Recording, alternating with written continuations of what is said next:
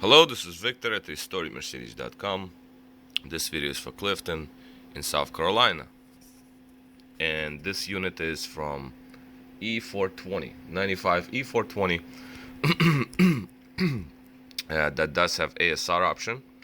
And this is the final video before I mail it out to a customer. Now, it just came out from the freezer, which I tested them twice. I made them hot, and I freeze them to simulate 32-35 degree starting condition. So it's really cold, and once I take it out, as you can see, there is still some frosting going on because temperature change. And I'm going to activate it in a minute to show you that it does work after all these tests. Now, somebody tried to repair the unit, so therefore you do not see original plug over here, an original piece of loom that I usually leave. I just had to do what I can do to repair this area so the wires cannot be pulled. As you can see, they're tight in there now, so that is fine. And some couple of shrink wraps, and there's a combination of shrink wraps plus in there there's a retainer, so you cannot pull on cables, so you do not rip them out accidentally. Going further, we have a connector that somebody worked on, and basically connector is intact, except we do not have outer case. As you see in this one, for example, this is my connector. I didn't have outer casing to it. So I kind of like did my best to hold it together, and it does hold together quite well, so I don't see a problem with it. Now, it can only go in one way because of these notches. As you can see, there are like an L-shaped notch here, like an indentation. So when you plug it in into your connector on the vehicle, which is this piece, that's what you're going to find on the vehicle. As you can see, there's a male notch like such. See inside. So you have to align that male notch with this female indentation. So, and then it's going to fit. Like, I don't even see it. I'm gonna plug it in right now. So as you can see, all I do is I just turn it. Well, of course, you just sort of project where it's going to be. And one hand is not that easy to do.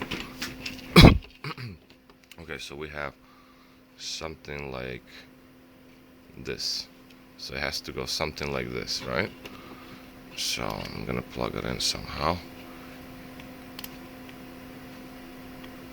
Again, it's one hand operation over here.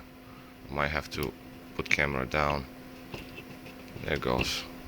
Here, it's in. So I can do it with one hand without even seeing it, so I'm sure you can do it on your side, looking at the connector and gently pushing it in. But again, you cannot really plug it in any other ways. So that's in terms of the wiring and connection. The unit itself, well, I cleaned the case a little bit here and there just to get all the dirt off because it was extremely dirty. I did make this free because this was sticking linkage. The wires, of course, had to be replaced because they were not well done. Plate cleaned up, and the sneakiest part of this unit is inside the potentiometer, inside brains. Inside there is a slider that was broken. This is the slider. As you can see, it was cracked, even though it appears that it's holding on this metal tab, which it did. But under sudden acceleration, throttle would shut down, so that was not good. So you can see, let me try to get it on. There is that crack right there. See this whole piece. It doesn't seem to be severe, but once I replaced that piece, it became fine. Throttle did not shut down anymore. So it seemed fine to me, but I don't know, but it didn't. That caused it because, oh, there it goes. Okay, so we have an idea now. So it completely broke off now when I touched it. So this is our issue here. because even though it's molded, it's supposed to stay. I don't know if it does when it heats up, so I can't see inside the throttle, so I cannot say what's going on. This one seemed to be holding, but I'm not gonna take any chances, so I replaced it. Okay, so now that's what we had here in terms of repairs and activation time. So here's the power. Throttle hums, throttle opens, throttle closes. So we're good to that. We're good to go on this.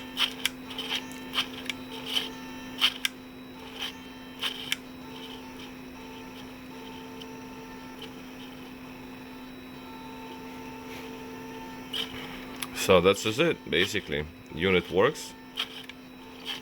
It actually was activated for many hours on the bench and became hot, which I'm going to do that too as well right now. I'm gonna let it sit here. I want everything to evaporate from the unit, hold the moisture, because when you start the car at 30 degrees weather, you obviously do not have unit exposed to like 75 as I have here in my shop here. So by the time it reaches 75, it will evaporate by then. So I just took it out from the freezer like literally a few minutes ago, and obviously it's frosting a bit because of the temperature difference. So, but other than that, that's basically it. Unit is repaired and it's ready to go. Alright, this is Victor at RestoreMercedes.com. Thanks for watching.